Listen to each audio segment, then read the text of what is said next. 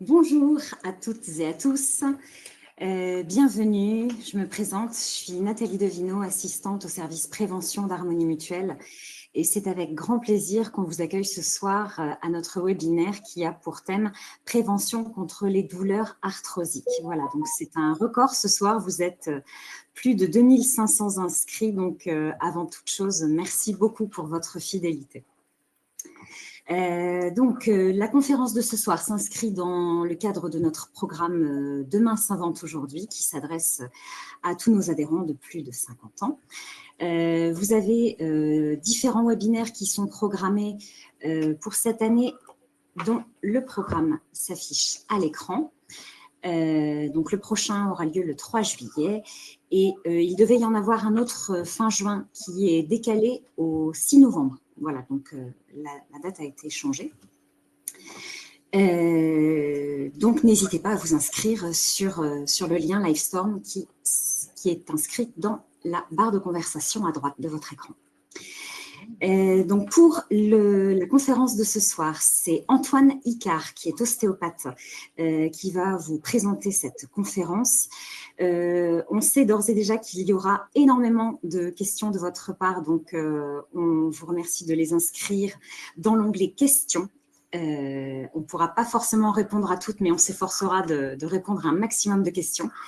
Vous pouvez également mettre des commentaires dans l'onglet chat. Et vous avez également une documentation que vous pouvez télécharger dans Apps en bas à droite de votre écran, voilà, sur les douleurs du dos. Voilà, donc merci à tous de votre fidélité. Antoine, je vous passe la parole. Très bon webinaire à tous. C'est gentil, merci. Bonjour à toutes et à tous. Donc effectivement, je suis ostéopathe sur Bérat, qui est à côté de Toulouse. Et aujourd'hui, on m'a demandé de vous parler de la prévention contre les douleurs arthrosiques. La prévention, moi, c'est quelque chose à laquelle j'accorde énormément d'importance dans mon cabinet, mais aussi j'interviens beaucoup dans les entreprises. Pourquoi ? Parce que nous, dans nos cabinets, on est habitués à recevoir des patients qui ont des douleurs, voire des grosses douleurs. Et très souvent, quand on leur pose des questions, c'est souvent dû à des gestes répétés au travail ou au quotidien ou des postures prolongées. Et très souvent, nous, on fait notre traitement, sauf que derrière, vous rentrez chez vous et l'ostéopathe, il ne vous suit pas chez vous. Donc, on s'est posé la question, qu'est-ce qu'on peut faire pour faire en sorte que notre traitement, que ce soit en kiné, en chiro, en ostéo, dure le plus longtemps possible dans le temps. Et justement, le but, c'est de responsabiliser les gens à leur santé, parce que vous avez le plus grand rôle à jouer dans la prévention de vos douleurs, dans le soulagement de vos douleurs, mais c'est surtout pour éviter d'avoir des douleurs et des grosses douleurs. Je ne sais pas si ça vous est déjà arrivé d'avoir un torticolis ou un lumbago, mais des exemples, on en a tous les jours au cabinet, et très souvent, quand on pose la question aux patients, on ne sait pas pourquoi. C'est souvent sur des gestes anodins. Des exemples, encore une fois, j'en ai tous les jours. Encore ce matin, mon premier patient de 8 heures, il a caressé son chat, il s'est redressé, crac, il est resté bloqué. Et ça fait mal, voire très mal. Et il a juste caressé son chat. Et ça, c'est souvent dû à une accumulation de tension. C'est quoi ? C'est vous prenez un verre d'eau, vous le remplissez d'eau avec des tensions musculaires, articulaires, un petit peu partout dans le corps. Mais si vous rajoutez des facteurs de risque, comme de la fatigue, du stress, un manque de sommeil, à un moment donné, c'est le verre d'eau qui arrive à ras-bord. Et là, hop, la petite goutte d'eau qui fait tout déborder. Et vous vous levez un matin, vous enfilez une chaussette et pouf, vous restez bloqué. Et des fois, ça peut durer 1 semaine, 2 semaines, 3 semaines. Le problème, c'est que vous allez chez votre médecin, vous avez mal au dos, on vous prescrit des radios. Aujourd'hui, avec les progrès qu'on a fait en imagerie, forcément, quand on cherche, on trouve. On vous trouve des défauts, entre guillemets, des discopathies, de l'arthrose. Et du coup, vous associez votre douleur de dos à vos discopathies, à votre arthrose, etc. Mais on verra que les douleurs, c'est beaucoup plus compliqué que ça en réalité. Et je vous en parle ce soir parce que moi, je fais beaucoup de formations en neurosciences de la douleur.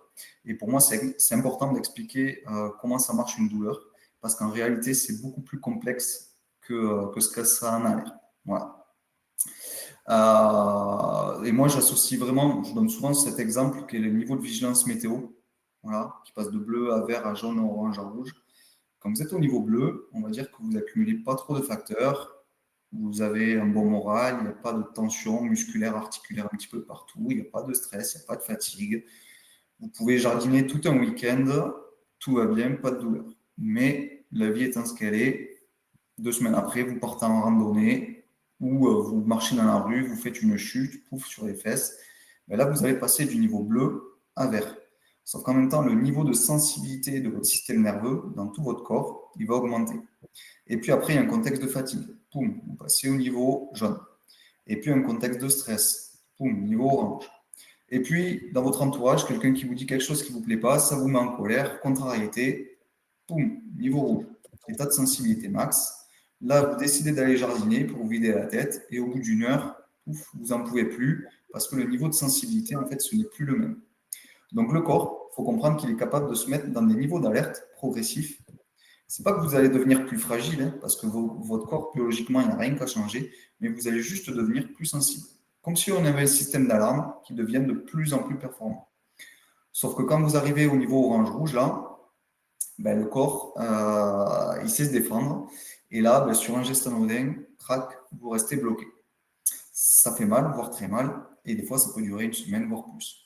Donc, le but, si vous voulez, quand vous venez nous voir en consultation, c'est de faire baisser un petit peu ce niveau de sensibilité. Mais vous, vous avez le rôle le plus important pour faire baisser ce niveau de sensibilité. Donc, quand vous avez des douleurs comme ça qui surviennent sans raison particulière de traumatisme, toujours le remettre dans un contexte aussi, parce que le contexte est important. Alors attention, quand on s'aventure sur le terrain des neurosciences, souvent le danger, c'est que vous, patient, vous comprenez que on vous dit que c'est que dans votre tête. Non. Mais le contexte est important. Je ne dis pas que la fatigue est synonyme de douleur, sinon on aurait un an d'attente dans nos cabinets, mais c'est un facteur de risque supplémentaire. Et quand vous accumulez ces facteurs de risque, ben vous augmentez la probabilité d'avoir mal. OK. Là, du coup, on vous a soumis un petit questionnaire, juste moi pour avoir un petit retour par rapport à la question qui vous est posée. Est-ce que vous pensez-vous avoir des douleurs provoquées par de l'arthrose? Je ne sais pas comment on peut voir le résultat. Je l'ai lancé il y a un petit moment déjà, pendant que tu t'exprimais, Antoine. Okay. Il y a 85% de gens qui, oui, ont des douleurs provoquées par l'arthrose, c'est-à-dire qu'ils sont au bon endroit. Hein. Oui, effectivement. Voilà. Effectivement. Et de toute façon, on voit que c'est un sujet qui intéresse beaucoup. Hein. Tu l'as dit, Nathalie, vous êtes nombreux parce que justement, on associe souvent l'arthrose à la douleur. On verra qu'en réalité, c'est beaucoup plus compliqué que ça. Là, ce soir, le but, c'est pas de vous expliquer ce qu'est en réalité vraiment dans le détail l'arthrose, parce que c'est pas ce qui va être important. L'idée ce soir, c'est vraiment de vous donner des outils d'autoprévention pour justement éviter d'avoir des douleurs et éviter aussi, de prévenir des douleurs d'arthrose. Voilà. Donc, on va voir un petit peu ces outils d'autoprévention. Est-ce que le deuxième sondage a été lancé justement ou pas? Je le lance. Ok. Super. Hop, alors moi, tac. Voilà. Alors, dans ce deuxième sondage, il vous est demandé, du coup, est-ce que vous êtes plutôt dans quelle dynamique par rapport à ces douleurs d'arthrose que vous avez et comment vous les évitez, et quand vous en avez des douleurs, qu'est-ce que vous faites pour justement vous soulager? On va peut-être attendre un petit peu d'abord, parce que moi, ça m'intéresse. Attends, j'ai lancé un sondage trop tôt. C'est que faites-vous? Je lance. Hop là. Ah, donc là, ouais, tu lances. Que faites-vous pour prévenir ou soulager les douleurs d'arthrose? C'est ça. Ok. Est-ce que je peux enchaîner et on peut revenir dessus un peu plus tard? Ok. Du coup, un des premiers outils d'autoprévention, ça va être le mouvement. C'est pas pour rien qu'on vous dit dans les pubs, etc. Pour votre santé, bougez. Le meilleur traitement, c'est le mouvement. C'est que ça a été montré par des études. Faut savoir que toutes les stratégies de mouvement actif, quand vous faites, ce sont les meilleures. En tout cas, si vous voulez avoir des résultats sur le long terme.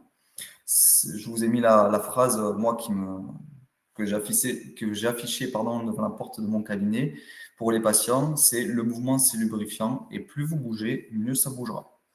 Donc, un des premiers outils d'autoprévention, c'est l'éveil musculaire. L'éveil musculaire, ça sert à quoi? Ben, ça sert à prévenir. Alors, il y a plusieurs objectifs. D'abord, en début de journée, ça sert à quoi? Ça sert à augmenter la température corporelle, favoriser la circulation, mais ça sert surtout à réveiller des capteurs qu'on a dans toutes les articulations de notre corps. Ces capteurs, on les appelle les capteurs proprioceptifs. Ces capteurs proprioceptifs, ils renseignent notre cerveau sur la position de notre corps dans l'espace. C'est ce qui me permet, si je ferme les yeux, d'aller attraper mon doigt. Si ces capteurs ils ne marchent pas, hop, je vais à côté. Et les études ont montré que sans ces capteurs, on ne survivrait pas plus de 3 jours. Et ces capteurs, le matin, ils sont un peu comme nous, ils sont un peu fatigués, ce qui fait que la plupart des accidents du travail ou même au quotidien surviennent le matin au début de l'activité ou sur la prise de poste ou le soir par manque de vigilance. Voilà. Moi, des exemples, j'en ai tous les jours. J'ai l'habitude d'intervenir dans les entreprises, notamment des entreprises de BTP. Et la dernière fois, chez FH Construction, j'ai un salarié qui a tourné la tête, il s'est bloqué le cou, il s'est fait un torticolis. C'est ce que vous appelez souvent, quand vous arrivez dans nos cabinets, ces fameux faux mouvements. Il faut savoir qu'il n'y a pas forcément de vrai ou de faux mouvements. Un mouvement, il est toujours réel. Et quand ce monsieur il a fait ce geste-là, il y a eu un étirement réel, ligamentaire, capsulaire. Et je ne sais pour quelle raison, ces capteurs, ils n'ont pas envoyé l'information au cerveau. Et dans ce cas-là, il y a d'autres capteurs qui rentrent en jeu. Ce sont les capteurs nociceptifs. Et les capteurs nociceptifs,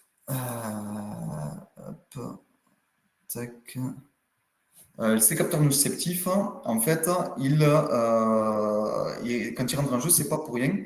C'est pour dire au cerveau, attention, Coco, ça va un peu trop vite, un peu trop loin, un peu trop fort. Il faut venir bloquer. Et le cerveau, par anticipation, clac, il vient bloquer. Donc c'est plutôt bien fait. Quand vous bloquez, c'est pour ça que c'est plutôt rassurant. Ça veut dire que le système d'alarme, il fonctionne. Mais en attendant, ça fait mal. Donc si on peut éviter, c'est quand même mieux. Je pense que c'est peut-être certainement déjà arrivé à beaucoup d'entre vous de marcher dans la rue, d'avoir le pied pouf, qui part comme ça, et puis au final, vous ne vous faites pas d'entorse. Mais ça veut dire que vos capteurs, à ce moment-là, ils ont marché. Ça veut dire que le pied, il s'est tordu, il y a eu un étirement ligamentaire, l'information, elle a été envoyée au cerveau, c'était en train de partir, et le cerveau, lui, il a rétabli en contractant les muscles pour rétablir la situation. Voilà. Si l'information, elle ne monte pas ou elle ne descend pas, clac, vous faites une mélentorse de cheveux. Voilà. Donc, cet éveil musculaire, ça sert à ça. Donc, c'est pour ça qu'il ne faut pas hésiter, en se levant, à bouger. Mais ce mouvement, il peut être fait au quotidien. Là, ce que je vous propose, pour ceux qui peuvent, et ceux qui veulent, évidemment, c'est de faire une petite routine d'éveil musculaire que vous pouvez faire. Vous allez voir, moi, je ne vais pas vous demander de vous échauffer pendant 3 heures. Ça dure 3-4 minutes.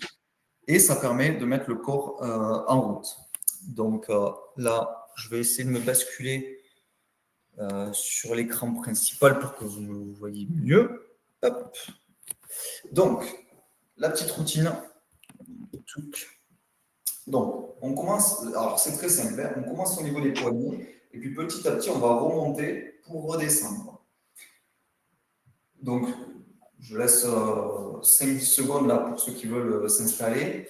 Donc, le but, il va être très simple. On va faire 5 mouvements, par exemple, au niveau du poignet, pour commencer, dans un sens. Et avec l'autre poignet, l'autre main, on peut venir frictionner pour amener déjà de l'échauffement. Donc, 5 mouvements dans un sens. Et une fois qu'on a fait 5 mouvements dans un sens, on va faire 5 mouvements dans l'autre sens. Une fois qu'on a fait ces 5 mouvements dans un sens et dans l'autre, mais forcément, on va changer de poignet. Pareil, 5 mouvements dans un sens et 5 mouvements dans l'autre sens. Une fois qu'on a fait les poignets, on va remonter au niveau des coudes. Donc là, pareil, 5 mouvements dans un sens et dans l'autre, en allant chercher de l'amplitude. Et quand vous faites ça, vous envoyez des informations à votre cerveau, comme quoi ça peut bouger dans toute l'amplitude. Le cerveau, lui, il a horreur de rester immobile, parce qu'on le verra tout à l'heure, j'aurai l'occasion de vous en parler. Quand vous ne bougez pas, il y a un remodelage qui se fait au niveau cérébral. Donc pareil, 5 mouvements dans un sens et dans l'autre. Ensuite, on va remonter au niveau des épaules. Donc là, au niveau des épaules, on peut commencer en faisant 5 mouvements en fermeture. Une fois qu'on a fait ces mouvements en fermeture, on va aller en sens inverse, plutôt dans l'ouverture. On peut insister un petit peu sur l'ouverture, parce que de nos jours, on est de plus en plus en fermeture, donc de rester ouvert, c'est plutôt bien reçu par le corps, pour la mobilité des épaules. Ensuite, on remonte au niveau des cervicales. On commence par des petits cercles, tranquillement, et petit à petit, on augmente. Évidemment, s'il y a des douleurs, ça ne sert à rien de forcer et d'aller à l'encontre des douleurs. Et petit à petit, on augmente. Il peut y avoir des sensations de sable, de gravier. Ça, c'est de l'arthrose, mais ne vous inquiétez pas, on verra tout à l'heure que ce n'est pas forcément un problème. Dans un sens et dans l'autre. Une fois qu'on a fait les cervicales, on va commencer à descendre au niveau du bassin. La mobilité du bassin, elle est super importante.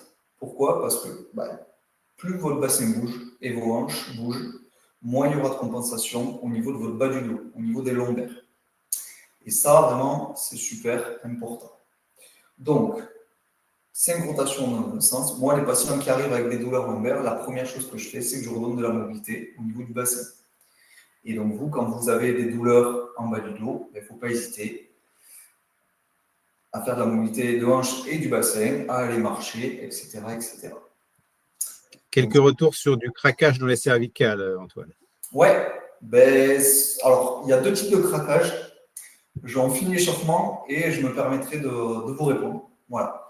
Donc, le haut bassin, après on descend au niveau des genoux. Au niveau des genoux, hop, on peut faire des mouvements comme ça, tranquillement, toujours sans aller dans la douleur, dans un sens et dans l'autre.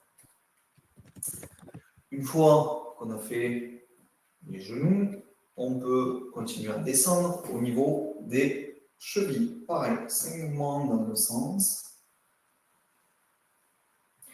et 5 mouvements dans l'autre sens. Le but, c'est d'aller vraiment chercher les amplitudes sans douleur, parce que votre cerveau, il aime bien avoir des informations de mobilité ample. Pareil, dans un sens et dans l'autre. Je vous ai dit qu'un des objectifs, c'était d'élever la pompe cardiaque aussi et la température du corps. Donc, ce que vous pouvez faire le matin, c'est terminer en faisant 5 squats tranquilles. Donc, le squat, c'est avoir le dos droit. Vous n'êtes pas obligé de descendre trop bas, mais l'idée, c'est d'activer un petit peu les muscles et la pompe cardiaque. Une fois qu'on en a fait 5 tranquilles, on peut en faire 5 un petit peu plus rapides. Et une fois qu'on a fait 5 rapides, on peut venir terminer en s'étirant, voilà, en venant chercher un côté, l'autre, derrière, tranquillement, et on relâche. Alors, je n'ai pas chronométré, mais voilà, je pense que ça a duré 3-4 minutes, j'ai parlé un petit peu, et ça suffit largement pour commencer la journée. Alors attention, c'est pas parce que vous faites cet éveil musculaire que vous serez exempt de douleur. Je vous ai dit tout à l'heure qu'il y avait beaucoup d'autres éléments qui pouvaient jouer sur les douleurs, mais on va dire que vous diminuez la probabilité de vous faire mal. Et c'est pas parce que vous ne le faites pas que vous allez forcément vous faire mal. Voilà. C'est juste pour nous un outil d'autoprévention vraiment intéressant. Comme je vous l'ai dit auparavant, le mouvement, c'est lubrifiant et votre corps, il a besoin de bouger parce que quand vous bougez, vous envoyez du sang artériel qui est enrichi en nutriments, mais le sang veineux, lui, qui est enrichi en déchets, il repart parce que les muscles les tendons, les ligaments, ils n'aiment pas les déchets. Ça crée des inflammations, donc des douleurs. Je reviens sur la question du craquement. Alors, vous avez deux types de craquements, en fait, quand vous bougez une articulation.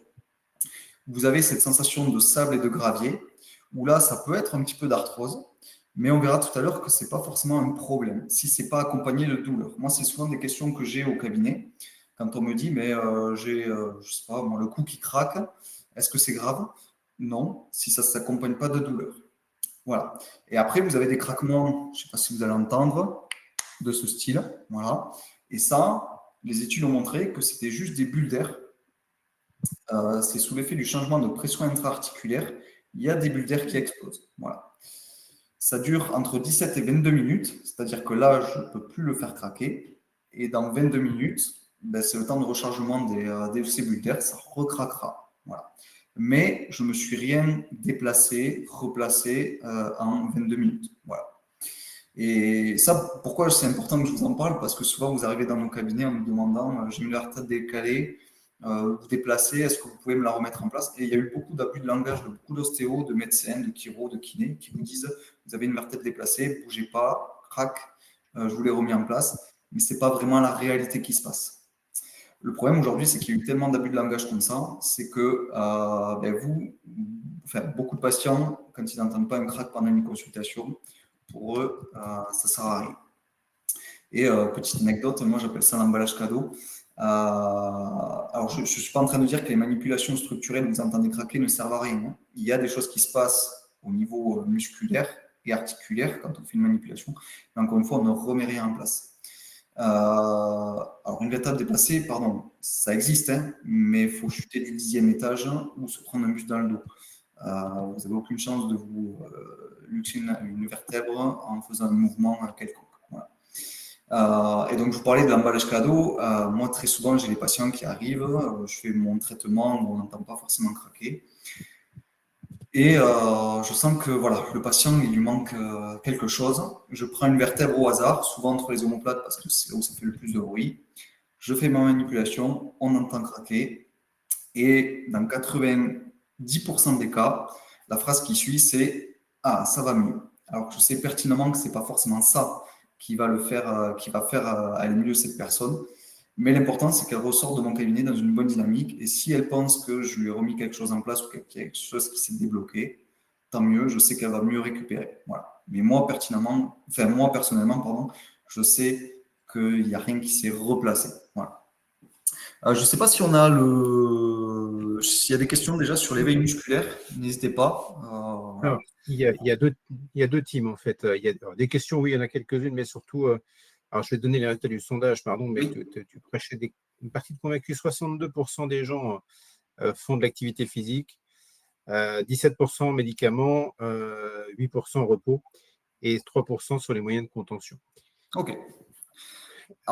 Et on a surtout deux teams qui s'expriment sur les doigts et les hanches. Donc, c'est comment est-ce qu'on peut réduire l'arthrose des doigts, éventuellement, pourquoi est-ce que c'est opérable, pas opérable, et globalement, une question qui se pose autour de la douleur et du sport. Est-ce qu'on peut faire du sport quand on a mal? Voilà les questions. Alors, déjà par rapport au sondage, je suis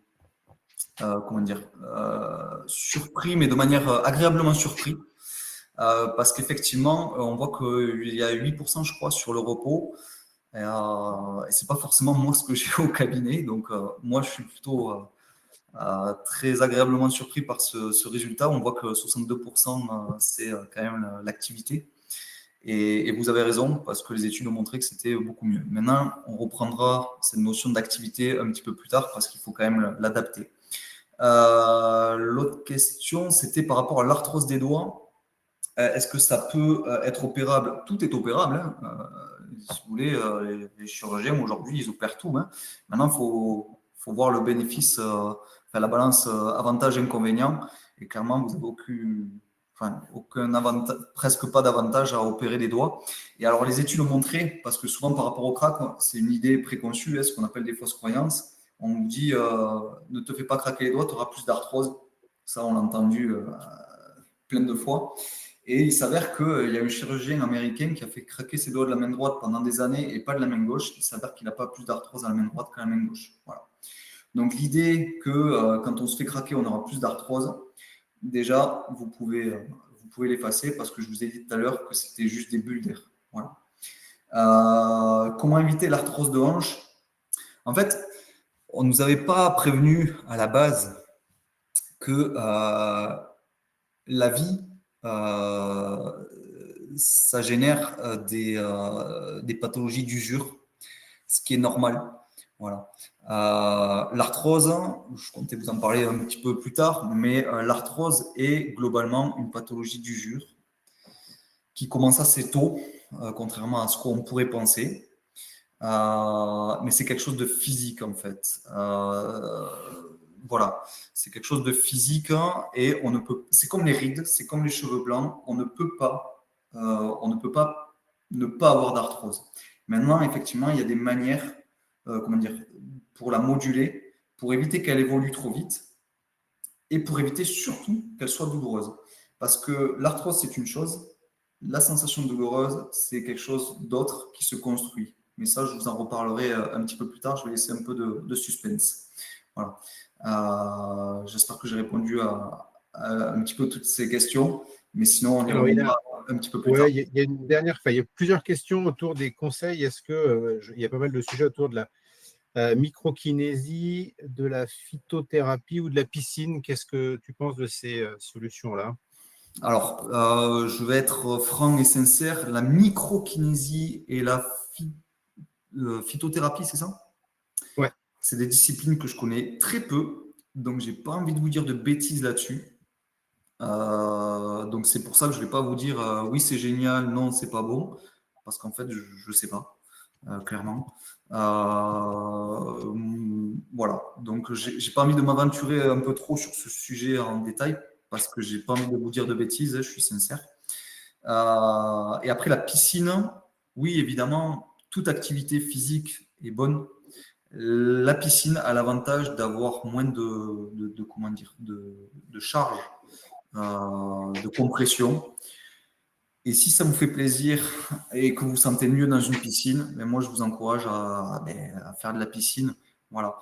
Mais je voulais vous parler d'une étude que j'ai lue encore ce matin qui montre encore une fois que la course à pied, par exemple, ça ne provoque pas plus d'arthrose de genoux qu'un autre sport.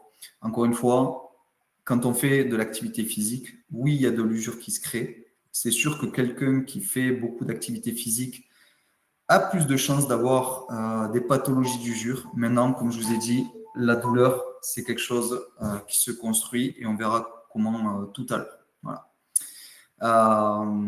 Mais voilà, le contexte aujourd'hui fait que, et le premier sondage le confirme, hein, qu'aujourd'hui, on a de plus en plus de douleurs liées à l'arthrose. Et ce qui va expliquer sur tout ça, c'est plutôt la sédentarité. Voilà. On est globalement de plus en plus sédentaire, c'est un fait.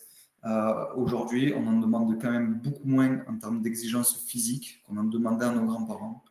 Nos grands-parents, ils travaillaient dans les champs, ils allaient à l'école à pied, en vélo, au travail pareil. Nous, aujourd'hui, on veut acheter le pain à 50 mètres, on prend la voiture, et presque si on pouvait se garer à l'intérieur, je suis sûr qu'on le ferait. Aujourd'hui, il y a des drives maintenant, que ce soit sur les grandes surfaces, mais aussi dans les boulangeries. Et globalement, la tendance, elle est que on devient de plus en plus sédentaire, on bouge de moins en moins. Et c'est ça qui va expliquer ces douleurs, notamment arthrosiques. Et moi, aujourd'hui, je le vois beaucoup au cabinet, hein, notamment chez les ados. Donc, ce n'est pas forcément une question d'âge. Hein. Les ados d'aujourd'hui, qui ne sont pas les adolescents d'il y a 20 ans, même encore moins ceux d'il y a 30 ans, les douleurs de dos, par exemple, pour citer que les douleurs de dos, parce que ça reste 80% des motifs de consultation au cabinet, c'est devenu leur première plainte, devant les maux de tête et les maux de ventre. Voilà.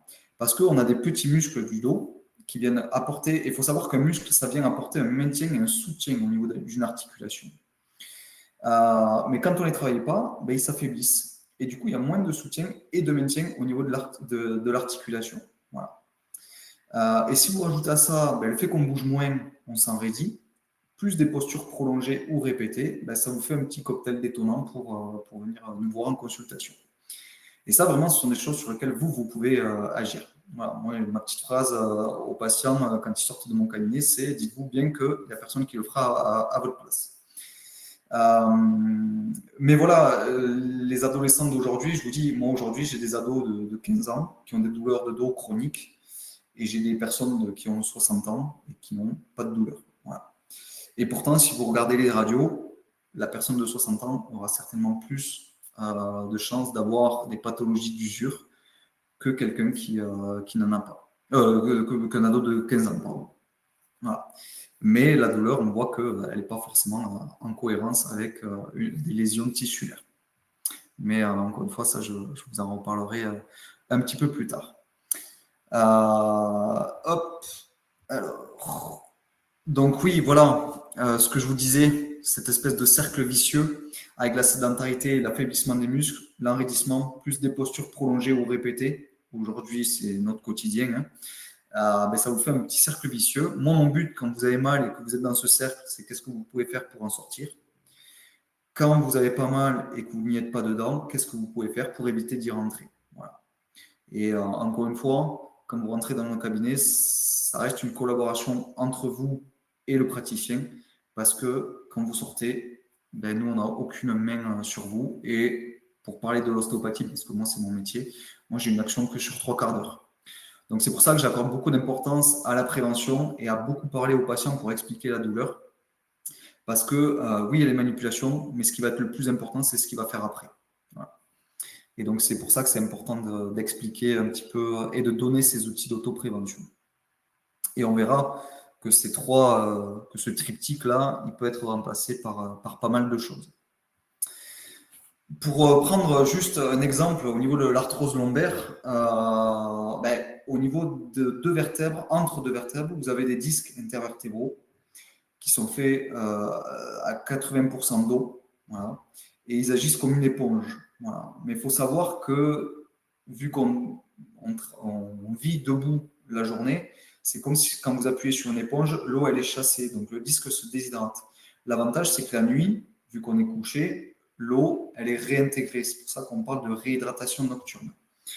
Et c'est pour ça que si vous voulez vous mesurer et paraître un petit peu plus grand sur votre carte d'identité, il vaut mieux vous mesurer le matin. En moyenne, on perd 2 cm dans la journée. Alors, pas que sur un disque, mais sur l'ensemble des disques. Le problème, c'est que ce phénomène de réhydratation nocturne, il diminue avec l'âge. Ce qui fait que, c'est pour ça que plus on vieillit, plus on a tendance à se tasser. Et c'est montré là, en fait, sur la diapo. Vous voyez un disque qui commence à se déshydrater, qui est totalement déshydraté, qui commence à se tasser. Et là, hop, plus de disque, os contre os, frottement. Et c'est comme ça, en fait, que génère l'arthrose. L'arthrose, en fait, c'est un phénomène qui est physique, clairement. Si vous voulez diminuer la pression sur une surface, pour ceux qui ont fait un peu de physique, si vous voulez diminuer la pression sur une surface, ben vous augmentez la surface. Parce que la pression, elle va se répartir et elle ne va plus être la même en un même point. C'est ce que le corps il fait. En fait, il va créer de l'os un peu de manière anarchique. Au niveau vertébral, c'est ce qu'on appelle des ostéophytes ou bec de perroquet. Voilà. Ça existe au niveau vertébral, mais ça existe aussi au niveau du genou, des épaules. Voilà. Et ça me permet de faire la transition avec un autre petit sondage. Steve, si tu veux bien le lancer. Ouais. C'est parti. Celui-là, il faut aller chercher dans l'onglet sondage, celui-là. Est-ce qu'entre-temps, il y avait des questions ou pas? Oui, il y a quelques questions. Il y a des questions, j'essaie de faire deux choses à la fois. Il y a des questions sur le rôle de l'alimentation et du poids par rapport à l'arthrose. Oui. Il y avait également le rôle de la météo avec l'humidité, voire même du sport style faire de la longe dans l'eau. Et puis, il y avait une dernière question sur les cures. Est-ce que les cures sont efficaces pour l'arthrose? Alors, pour répondre, l'alimentation a un facteur clé dans la santé en général. Voilà. Effectivement, il y a des aliments il y a eu des études qui ont montré qu'il y avait des aliments qui pouvaient, pas générer de l'arthrose, mais diminuer l'évolution. Voilà. Et il y a c'est pareil, comme il y a des aliments qui sont pro-inflammatoires. Je pense notamment, alors souvent, hein, ce qui revient auprès des patients, c'est quand ils ont des douleurs, c'est qu'ils arrêtent les laitages. Voilà. C'est vrai que les laitages sont des aliments pro-inflammatoires. Voilà. Après, par rapport au poids, il est évident que oui, c'est souvent ce qui est préconisé, hein, d'ailleurs, en cas d'arthrose de hanche, d'arthrose de genou, c'est de perdre un peu de poids. Parce que plus vous mettez une articulation en compression, plus il y aura des contraintes et plus elle va s'user. Voilà. Donc effectivement, le poids joue. Ça n'explique pas tout, attention. Ça n'explique pas tout, mais ça peut y jouer, ouais, tout à fait. Maintenant, quand vous rentrez dans un cabinet médical et que vous avez mal au genou et qu'on vous dit perdez du poids, ça ira mieux, bon, c'est un peu à double tranchant parce que oui, ça peut marcher un peu, mais il y a beaucoup d'autres facteurs qui jouent sur la douleur. Voilà. Et ça, je vous les énumérerai juste après. Ça, il y avait je ne sais plus après l'alimentation, le poids. Il y avait également. Sur l'humidité et la météo. Ouais, j'ai des patients qui c'est des vraies stations météo. C'est souvent des questions qu'on me pose effectivement, et quand il fait un peu des temps humides ou autre, c'est vrai qu'on est capable de prédire s'il va faire orage, s'il va pleuvoir ou autre. Et ça, c'est assez incroyable. Mais aujourd'hui, il n'y a pas eu d'études vraiment concrètes et validées scientifiquement qui montrent le rapport entre justement le fait que quand il fasse un temps plus humide, ça provoque des douleurs. Les dernières hypothèses, c'est que ça joue sur l'humidité des tissus, notamment le tissu conjonctif dans tout le corps, qui pourrait expliquer justement cette sensation de gêne ou de douleur. Voilà. On retrouve souvent ça aussi, pas forcément que sur l'arthrose, mais sur les cicatrices. Vous avez des gens qui, quand il va faire orage ou humide, les cicatrices tirent un petit peu plus. Je vous parle, enfin, par rapport à l'humidité, c'est pour ça qu'on pense qu'il y a une notion par rapport au tissu conjonctif qui est un petit peu plus hydraté. Voilà, l'hydratation des tissus conjonctifs. Mais encore une fois, pour l'instant, voilà, il n'y a rien de scientifiquement concret qui montrait le pourquoi du comment. Voilà. Et la dernière question, Antoine, c'était sur les cures thermales. Ah oui, les cures thermales, c'est ça. Les cures thermales, est-ce que ça fait du bien? Oui et non. Ça dépend en fait. J'ai plein de patients qui sont soulagés, j'en ai d'autres qui sont soulagés un temps, mais ça revient. Encore une fois, pourquoi se passer de quelque chose qui nous fait du bien? Maintenant, encore une fois, ça reste, si c'est des massages, des bains d'eau à remous, des jets d'eau sur le dos ou autre, etc. Ça reste des solutions passives. Donc c'est bien sur du court terme, mais sur le long terme, si rien ne change, ça reviendra. C'est pour ça qu'aujourd'hui, les cures thermales, vous avez souvent des médecins, des diététiciens, des psychologues aussi qui interviennent, mais aussi des kinés qui font du renforcement. Et c'est cette approche justement multifactorielle, pas multifactorielle, mais multidisciplinaire, pluridisciplinaire, qui fait qu'il y a une action sur le long terme. Moi, c'est souvent ce que je dis, ma compagne est kiné, et elle a des patients qui arrivent pour se faire masser, mais les massages, ça fait du bien à tout le monde. Mais quand vous sortez du cabinet, c'est pareil. Enfin, il n'y a rien qu'à changer. Les études montrent que justement, les stratégies, c'est ce que je vous disais au début, les stratégies de renforcement actif, ça reste les meilleures sur le long terme. Évidemment, il faut l'adapter. Quelqu'un qui ne fait pas de sport et qui a des douleurs chroniques depuis 20 ans, on ne va pas lui demander de faire un marathon du jour au lendemain, parce que c'est le meilleur moyen de le flinguer. Mais d'y aller progressivement, en étant à l'écoute de ses sensations, il n'y a aucun problème. Voilà.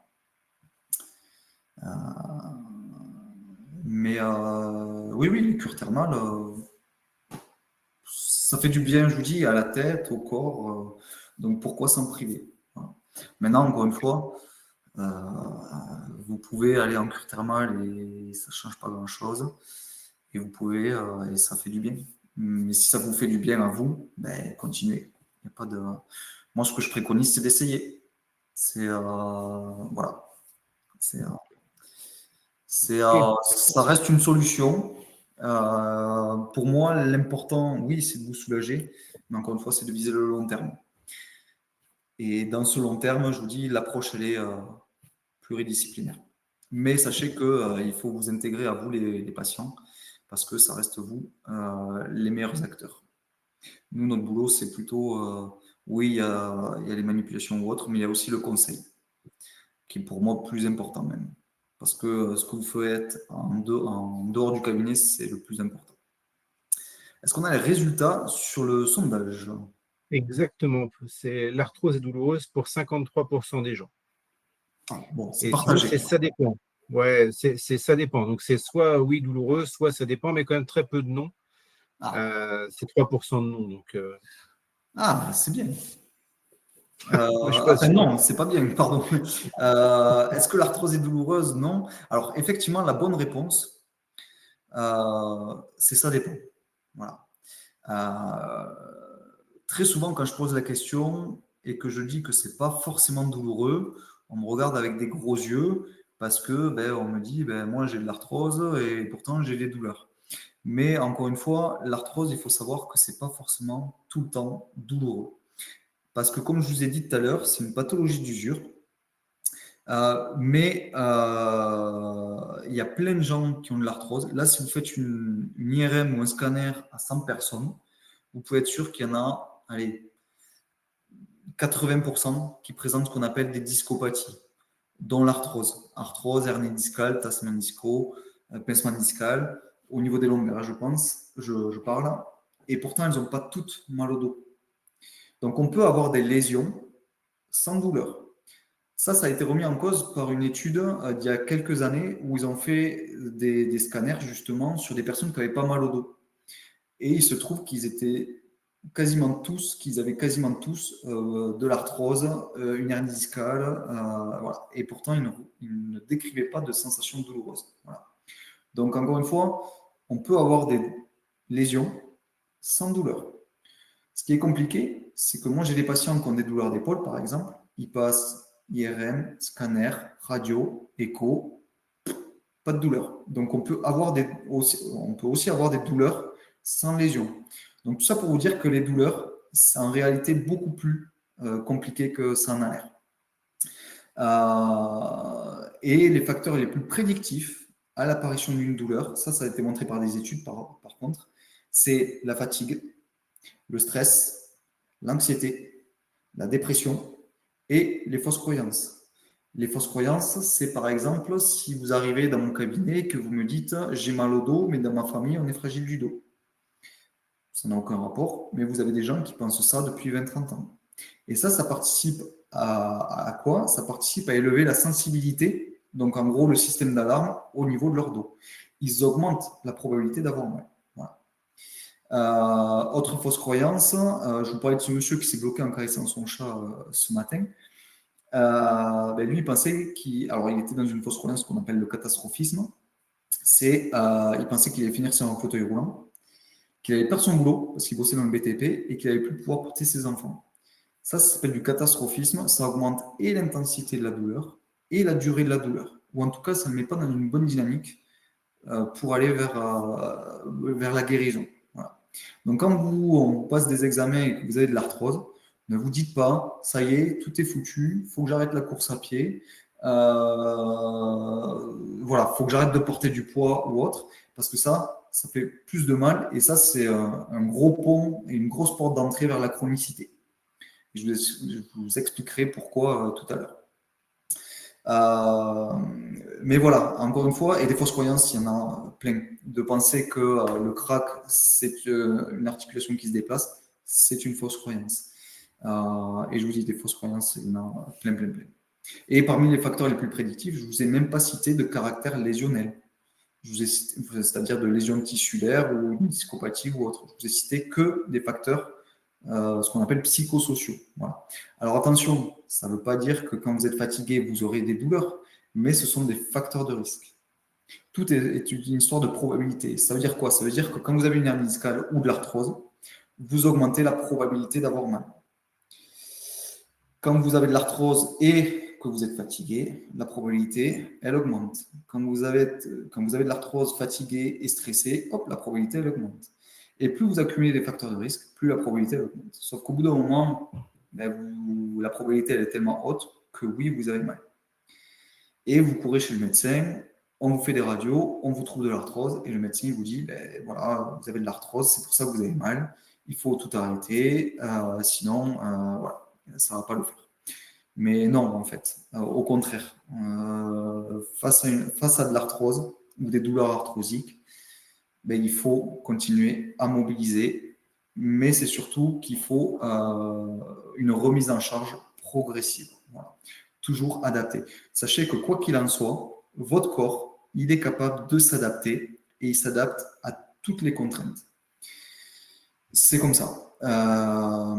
Souvent, on me dit j'ai mal au dos, mais je porte des charges au boulot. Et souvent, ce que je dis aux patients, c'est que le port de charge, ce n'est pas un problème. Moi, par exemple, je fais du crossfit où je soulève des barres de 100 kg tous les jours et j'ai pas mal au dos. Donc, on peut soulever du poids sans douleur. La question, c'est est-ce que je le fais correctement et surtout, est-ce que mon dos est suffisamment adapté, musculairement parlant, pour porter ces charges. Donc, on est tous capables de porter 100 kg, mais si vous n'avez jamais porté du poids et que du jour au lendemain, vous portez 100 kg, oui, vous allez vous faire mal. Mais vous allez associer la douleur au port de charge. Non, c'est que vous avez forcé sur un système qui n'était pas conditionné pour. Voilà. Donc, en fait, ce qui va être important, c'est ce qu'on appelle une quantification du stress mécanique. C'est-à-dire que votre corps, il est fait pour s'adapter. Si vous lui en mettez trop pour ce qu'il est capable de tolérer, ça peut générer une blessure ou une douleur. Si vous n'en mettez pas assez, il ne va pas s'adapter. Donc, il faut trouver ce juste milieu. Mais c'est modulable. Les jours où vous allez être, je ne sais pas, pour les gens qui sont en dépression, par exemple, le curseur, hop, il va se déplacer un petit peu plus et se déplacer un petit peu plus. Et vous allez devoir quantifier ça. C'est-à-dire que si vous faites de l'activité physique, si vous courez, par exemple, il faut courir tranquillement, sans avoir de douleur. Il faut une remise en charge progressive. Voilà. Donc, et c'est ça qui est important. Et si vous allez trop loin, c'est que votre corps, sur le moment, il ne tolère pas que vous allez à cette intensité. Donc, il faut diminuer l'intensité. Pas arrêter, hein, diminuer l'intensité. C'est pas pareil. Ces fameux ostéophytes dont je vous parlais, ça, ce sont des exemples. Hein. Vous voyez, il n'y a plus trop de disques entre les vertèbres. Vous avez de l'os qui est venu se créer vers l'avant pour former ces becs de perroquet. Voilà. Le problème, c'est que ces ostéophytes, au niveau vertébral, ils ont tendance à venir fusionner. Vous voyez là, entre deux vertèbres, c'est venu fusionner. Donc là, autant vous dire qu'entre cette vertèbre et cette vertèbre, ça ne bouge plus beaucoup. Mais le corps, encore une fois, il a une formidable capacité d'adaptation. Tout ce qui perd en mobilité à un endroit, il va le chercher au-dessus. C'est-à-dire soit au-dessus, soit en dessous. Et on peut très bien vivre avec ça. En chirurgie, on prend un temps d'avance, c'est-à-dire qu'on vient poser une arthrodèse, on vient fixer l'étage. Voilà. Mais ça, c'est un processus naturel. Sur le long terme, évidemment, vous ne vous levez pas un matin et vous avez deux ostéophytes qui sont venus fusionner. Et l'exemple que je prends très souvent, moi, c'est mon père, qui a exactement ce cliché-là. Alors, ce n'est pas la radio de mon père, mais si on prend la radio de mon père, on retrouve ça. Et la semaine dernière, on a fait une chope en béton et il avait pas mal au dos. Donc, on peut très bien vivre avec ça. Et mon père fait du vélo, il nage et il n'y a pas mal au dos. Je ne sais pas si vous vous souvenez du petit triptyque de tout à l'heure. Là, en haut, il y avait l'affaiblissement des muscles lié à la sédentarité. Du fait qu'on ne bouge pas, à gauche, vous aviez l'enraidissement. Et à droite, vous aviez les postures prolongées ou gestes répétés. Le but, c'est d'essayer de remplacer ça par du renforcement, des étirements ou assouplissements et de la mobilité. Si déjà vous mettez ça de votre côté, C'est énormément de choses que vous mettez pour diminuer la probabilité d'avoir mal. Voilà.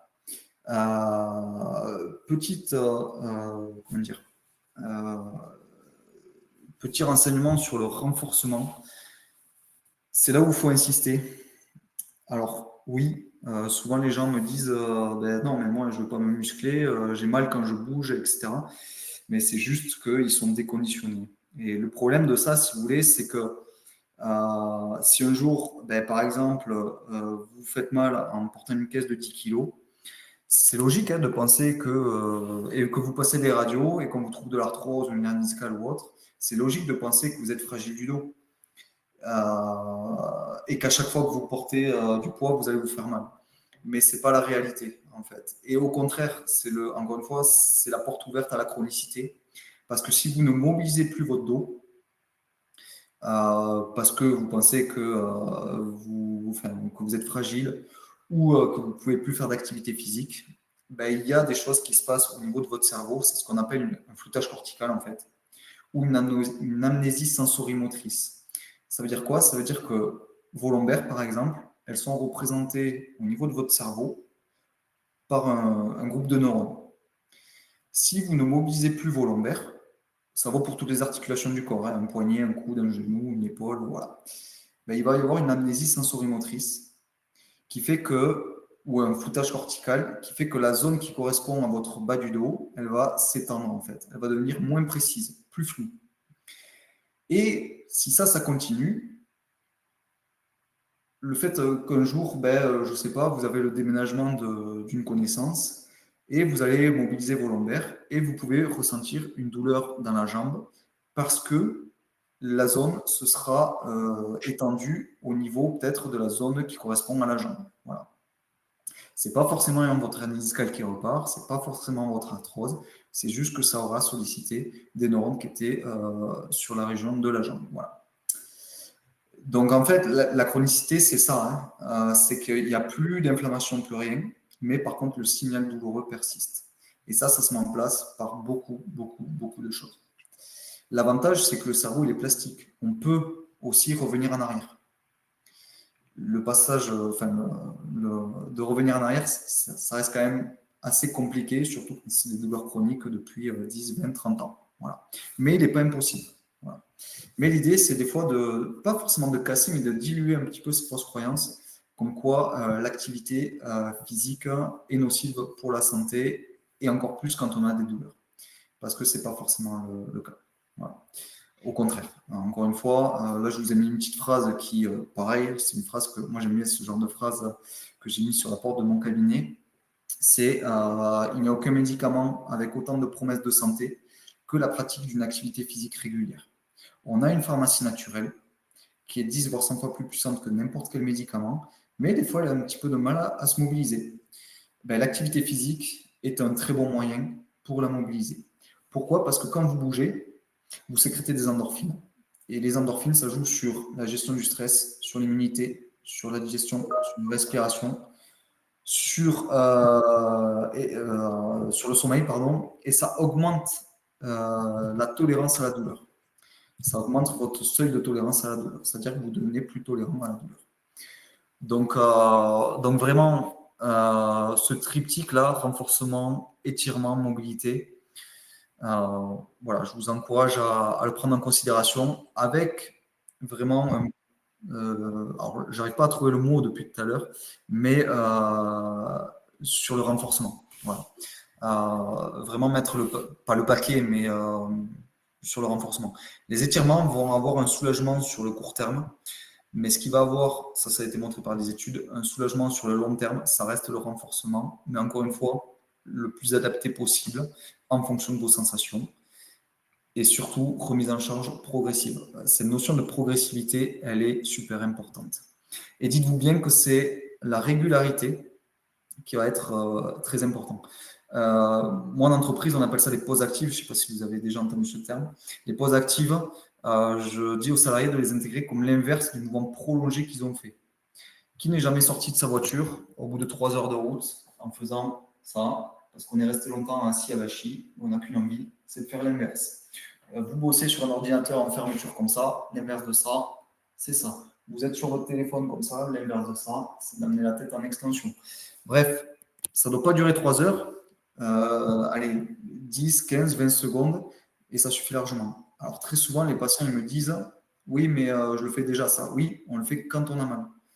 Ben, moi, j'aimerais que vous preniez un temps d'avance et de le faire en prévention. Dites-vous bien que c'est la régularité qui fait que ça paye, en fait. Je préfère que vous le fassiez 30 fois 10 secondes dans la journée plutôt que une fois 3 heures à la fin de la journée. Si vous le faites 3 heures à la fin de la journée, c'est déjà bien, mais le plus efficace, c'est vraiment la régularité. Ça me fait penser à une étude qui a montré que pour un apprentissage, on va dire que pendant 3 semaines, si vous apprenez à jouer du piano, vous avez des zones au niveau du cerveau qui s'étalent pour de l'apprentissage. Et au bout de 3 semaines, si vous arrêtez de jouer du piano, vous repartez à zéro. Alors que si vous continuez, après ces 3 semaines, vous avez la zone qui s'étend, mais beaucoup plus lentement par contre. Par contre, quand vous arrêtez, ça ne repart pas à zéro. Donc c'est pour ça que j'insiste sur cette notion de progressivité. Et tout à l'heure, je vous parlais d'adaptation du corps. Le corps, il est fait pour s'adapter. Et encore une fois, ce qui va être le plus important, c'est la progression et la régularité. C'est vraiment le plus important. Un corps, c'est comme bon, moi, je m'intéresse beaucoup à la course à pied. Quand vous préparez un marathon, si vous ne courez pas, vous ne faites pas 42 km d'un coup. Mais si vous avez une préparation, de semaine en semaine, vous augmentez de 2-3 km par semaine. Et puis, pour que vos tendons, vos muscles, vos articulations, elles aient le temps de s'adapter. Voilà. Parce que les structures du corps, elles peuvent s'adapter, mais elles ont un temps pour ça. Et toutes les structures n'ont pas le même temps. C'est-à-dire que les disques intervertébraux, c'est beaucoup plus lent qu'un tendon, un muscle ou un ligament. Donc, c'est pour ça qu'il faut faire attention aussi. Juste 2 images avant de conclure et de passer aux questions. C'est des images assez connues des neurosciences de la douleur. C'est pour vous illustrer que, c'est l'image du feu de camp. En gros, vous avez le bois d'allumage en bas. Ça correspond à votre réalité anatomique, biologique, en gros vos examens, vos scanners, vos IRM, voilà, ça c'est une réalité, c'est une chose. Maintenant, si vous laissez le tas de bois comme ça par terre, il ne va pas se passer grand-chose. Il faut une allumette. L'allumette, c'est quoi? C'est ce que je vous disais tout à l'heure un petit peu, c'est la fatigue, c'est le stress, c'est la dépression, l'anxiété, etc., etc. Donc, vous les avez là. Donc là, vous allumez une flamme qui correspond à de la douleur. Et cette douleur qui est faite de beaucoup de choses. Maintenant, vous avez des choses qui vont souffler sur le feu pour attiser les braises. Et vous avez au contraire des choses qui vont limiter l'étendue de la flamme. Tout ce qui va venir souffler sur les braises, c'est justement ces stratégies de peur-évitement du mouvement, l'arrêt des activités. C'est-à-dire que si vous avez eu mal en vous penchant vers l'avant, vous allez éviter de vous pencher vers l'avant. Sauf que ce n'est pas forcément la bonne solution. Douleur égale lésion. Voilà, j'ai de l'arthrose, j'aurai tout le temps mal au dos. J'ai une hernie discale, j'aurai tout le temps mal au dos. Mon ostéomadie, c'est pour les ostéos, vous avez une vertèbre déplacée, vous avez le bassin décalé. Et tout ça, ça va générer au niveau de votre cerveau des messages qui fait que vous allez penser que vous êtes fragile, que vous ne pouvez pas faire tout ce que vous avez envie de faire. Et du coup, si vous ne faites pas ça, vous ne vous mettez pas forcément dans une bonne dynamique. Donc voilà, c'est pour vous illustrer qu'une douleur, ce n'est pas forcément que le côté mécanique. Il y a beaucoup de choses qui peuvent venir la faire apparaître, mais aussi la moduler. Voilà. Et justement, par rapport à cette modulation, c'est cette deuxième image où quand vous vous blessez, par exemple, je ne sais pas, vous faites une coupure sur l'avant-bras, il y a des nerfs qui envoient une information à votre cerveau. Et le cerveau, lui, en fonction de tout ce qui vous est arrivé dans votre vie, si vous avez déjà fait des expériences de douleurs similaires, comment vous les avez gérées, ce que ça a impacté dans votre vie, vos stratégies par rapport à la douleur, vos croyances par rapport à la douleur, etc., etc., votre cerveau, il envoie une information, une information la plus cohérente pour lui à ce moment-là. Si par exemple, la semaine d'avant que vous coupiez votre voisine, elle a voulu escalader le portail et qu'elle s'est coupée, qu'elle a chopé le tétanos et qu'on a été obligé de l'amputer de l'avant-bras, vous pouvez être sûr que la réaction, l'information que votre cerveau va vous envoyer, elle sera peut-être un petit peu trop, comment dire, un petit peu trop intense par rapport à si il n'était rien arrivé à votre voisine. Voilà. Donc tout ça pour dire que oui, il y a la réalité, mais c'est pas forcément corrélé avec une ou proportionnel à des dégâts tissulaires. Voilà. Donc c'est encore pour vous dire que voilà, il y a de l'arthrose, c'est quelque chose de normal. C'est comme ça, on ne peut pas lutter contre. On peut la limiter, voire, mais pas la faire disparaître. Mais en revanche, ça ne veut pas dire qu'on peut, qu'on doit, pardon, arrêter comment dire, de mobiliser. Voilà. Et je vous reparle des pauses actives. Voilà, des pauses actives, c'est très simple. Hein. Moi, pour quelqu'un qui bosse sur son PC toute la journée, des pauses actives très simples, hein, ça va être de faire 5 mouvements à droite, voilà, au niveau des cervicales, 5 mouvements à gauche, 5 mouvements en arrière, de l'ouverture au niveau thoracique. Vous pouvez faire des mouvements au niveau du bassin, ou vous vous levez, vous faites 5 à 10 squats, et basta. Ça ne va même pas durer 1 minute, mais au moins vous avez bougé. Et votre corps, lui, il intègre. Et ça, c'est super important. Vraiment, j'insiste sur ça. Les pauses actives, vraiment, ça ne doit pas durer trop longtemps. Ça ne doit pas se faire toutes les 5 minutes, mais le corps, il est fait pour bouger. Donc, il faut bouger, mais c'est surtout qu'il faut le faire en prévention. Je ne sais plus ce qui... Alors oui, du coup, ça, c'est pour vous illustrer que ce n'est pas forcément une question d'âge. Là, tout à l'heure, Steve, que tu as dit qu'il y avait quasiment que des personnes de plus de 50 ans. Voilà, la souplesse. Moi, aujourd'hui, j'ai des personnes de 60 ans qui sont plus souples que des ados de 15 ans. Parce que la sédentarité, encore une fois, quand on ne fait pas bouger un muscle, il s'enraidit et il est encore moins souple. Donc, ce n'est pas une question d'âge. Et l'activité physique, il n'y a pas d'âge pour commencer et pas d'âge pour terminer aussi. Voilà, on peut la faire à tout âge. Alors là, je ne me souviens plus, mais c'est une personne qui a un record pour son âge, qui a fait un marathon en moins de 3 heures.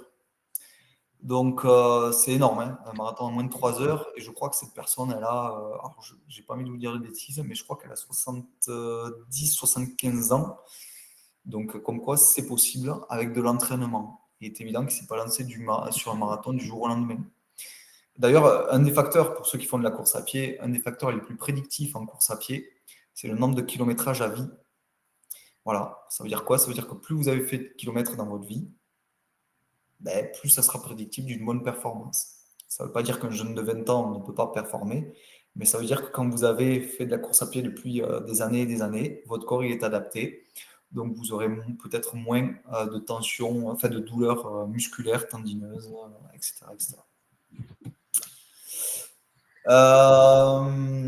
Quelques phrases, juste pour terminer. Bon, celle-là, je voulais dire en premier. Hein, les stratégies de mouvement actif sont les plus efficaces.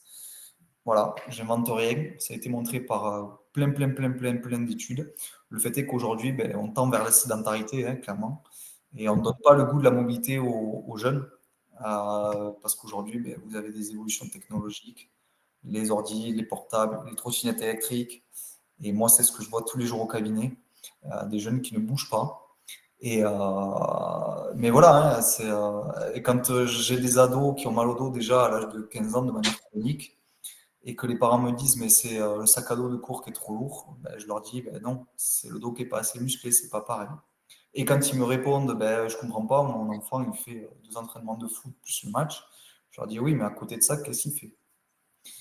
Parce qu'aujourd'hui, encore une fois, on est assis en voiture, assis à l'école, au bureau, dans le canapé. Et globalement, l'époque des chasseurs-cueilleurs, elle est très très loin. Donc, il y a eu tellement d'études qui ont montré que le mouvement, c'était mieux pour la santé. Je pourrais vous en citer tellement. Ils ont montré que alors, 2 études pour terminer. Pour quelqu'un qui est très sédentaire, qui passe sa journée derrière un PC, rien que le fait de se lever toutes les heures et de faire le tour du bureau et de se rasseoir, elle a augmenté de 1 à 2 ans son espérance de vie. Parce que ça favorise la digestion, l'immunité, la respiration, la circulation, etc. Et aux États-Unis, ils ont montré que si chaque Américain bougeait 10 minutes de plus par jour, 10 minutes, c'est pas, ben, il pouvait éviter 100 000 décès. Voilà. Donc pour vous dire que le mouvement, c'est encore une fois le plus important. Le seul truc, c'est qu'il faut le faire de manière intelligente et adaptée. Voilà. Et le problème, si vous voulez, c'est que si vous avez créé de la chronicité et un conditionnement, parce que si vous pensez que vous êtes fragile du dos, ben, clairement, vous vous déconditionnez physiquement, hein, musculairement, si vous ne portez plus de charge. Et c'est surtout que au niveau mental, vous vous conditionnez pour créer un système d'alarme. Donc, pour revenir en arrière, des fois, c'est assez compliqué. Et souvent, vous arrivez dans nos cabinets en nous demandant de faire des miracles. Ça ne marche pas vraiment comme ça. Voilà. Nous, on n'est pas des réparateurs. Moi, mon but, entre guillemets, c'est de vous donner la meilleure des dynamiques. Voilà. Pour que vous, derrière, vous puissiez au quotidien faire des petites choses qui vous mettent dans la meilleure des dynamiques vers la guérison. Et la dernière phrase, c'est... alors, non, les deux dernières phrases, pardon. Soyez actrice et acteur de votre santé car le mouvement est un anti-inflammatoire naturel. Donc, il y en avait qui prenaient des médicaments. C'est bien, hein, mais ça reste du confort sur du court terme. Si rien ne change, sur le long terme, il n'y a pas de... Il n'y a rien. Et des fois même, on peut avoir une... comment on dit j'ai perdu le mot. Pas une accoutumance, votre corps peut s'habituer et du coup, il n'y a plus d'efficacité du médicament. Et votre santé dépend de vous, ça je vous l'ai dit. Vous rendre acteur de votre santé, pour moi, c'est ma mission la plus importante. Mais le mode d'emploi du corps, il ne nous est pas donné à la naissance. C'est pour ça que j'ai fait ces formations en neurosciences de la douleur, pour expliquer aux patients ce qu'est la douleur et comment il peut agir dessus. Et pas forcément que c'est qu'un facteur mécanique. Je suis désolé, je me suis un peu emballé sur la douleur. Je ne sais pas s'il y a des questions. Oui, on va traiter, il y a 3-4 questions qu'on va essayer de traiter sans les bâcler rapidement, mais d'abord, il y a pas mal de questions sur ton avis sur les infiltrations pour soigner l'arthrose. Oui. Pareil, infiltration. Le but, c'est d'amener, de faire une infiltration d'anti-inflammatoire. Il y a des patients qui sont très soulagés, c'est-à-dire du jour au lendemain, ils ont de l'arthrose d'épaule, on leur fait une infiltration, c'est magique. J'ai des patients sur qui ça ne marche pas du tout. Allez savoir pourquoi. C'est le même procédé thérapeutique. Et pourquoi sur une personne ça marche, pourquoi sur une personne ça ne marche pas. Certainement que dans la douleur, il y a beaucoup d'autres choses à aller investiguer. Et je vous dis, un patient qui aura des douleurs d'épaule mais qui sera en burn-out, il ne répondra pas forcément hyper bien au traitement. Il y a tellement d'autres de sphères à investiguer dans une douleur. Et quand vous arrivez et que vous vous mettez sur une autre table de pratique, c'est pas un corps qu'on traite, hein. C'est une personne. Comme je l'ai dit tout à l'heure, hein, il y a beaucoup de... vous arrivez avec vos expériences de vie, vos douleurs, vos expériences de la douleur. Donc, il ne suffit pas de changer un tuyau pour que ça marche. Ça peut marcher, encore une fois, mais aujourd'hui, le modèle de causalité linéaire prôné par la médecine traditionnelle, vous avez une douleur ou des symptômes, on trouve la cause, on traite la cause, il n'y a plus de symptômes. Des fois, ça ne marche pas. Et le problème, c'est que vous arrivez dans les cabinets et on vous dit c'est l'âge, c'est dans votre tête, perdez du poids, ça ira mieux. Et vous sortez du cabinet et vous dites mince, c'est l'âge, mais qu'est-ce que je fais? Je ne peux pas rajeunir en fait. Donc, mais par contre, aujourd'hui, cette approche de causalité linéaire, elle a tendance à être remplacée par l'approche, ce qu'on appelle biopsychosociale, où on prend un individu dans sa réalité biologique, voilà, anatomique, la réalité, mais aussi psychologique, parce que on ne peut pas dissocier le corps et l'esprit, et aussi social, parce que vous êtes des êtres qui interagissez dans votre environnement, et que la douleur peut impacter votre quotidien, au boulot, au sport, voilà. Et ça vous remet au centre du soin, vous les patients, et vous êtes un peu plus acteur de votre santé. Alors qu'une infiltration, vous subissez, en fait. Et encore une fois, des fois, ça peut marcher, donc pourquoi s'en priver? Mais des fois, ça ne marche pas. Voilà. Et c'est surtout que ça peut marcher, mais encore une fois, il faut viser le long terme. C'est ça qui est important. Mais par contre, ça peut amener un confort, donc pourquoi pas. Si on vise de long terme, il y avait des questions sur la literie. Tu conseilles une attention particulière à la literie? Je pense au matelas, mémoire de forme, etc. Alors, mais moi, très bonne question qu'on me pose très souvent. Moi, l'essentiel, si vous voulez, c'est souvent par rapport à une autre question aussi qui est sur la position pour mieux dormir. Non, il n'y a pas de bonne position. Dites-vous bien que quand vous avez mal, votre corps, il n'aime pas ça, il va vous faire changer de position. C'est voilà. Donc, il n'y a pas de bonne ou de mauvaise position. Si vous voulez, l'important, c'est que vous dormiez. Par rapport au matelas, souvent, hein, c'est des stratégies marketing qui vous disent qu'il faut un matelas en mémoire de forme ou autre. Mais dites-vous bien que votre corps, il va s'habituer. C'est tout. Et je vous prends un exemple qui est le mien. Moi, avant de rencontrer ma compagne, j'avais des oreillers normaux, enfin, plume doigt, on va dire. J'avais pas de douleur. Et quand je l'ai rencontrée, ben, des fois, j'allais dormir chez elle et elle avait des oreillers à mémoire de forme. Et à chaque fois que je me réveillais le matin, j'avais des tensions cervicales, mais voilà, parce que mon corps, il n'était pas habitué à ça. Quand on a emménagé ensemble, ben, forcément, il y a eu un petit débat. Hein, qu'est-ce qu'on garde? C'est le cas eu gain de cause.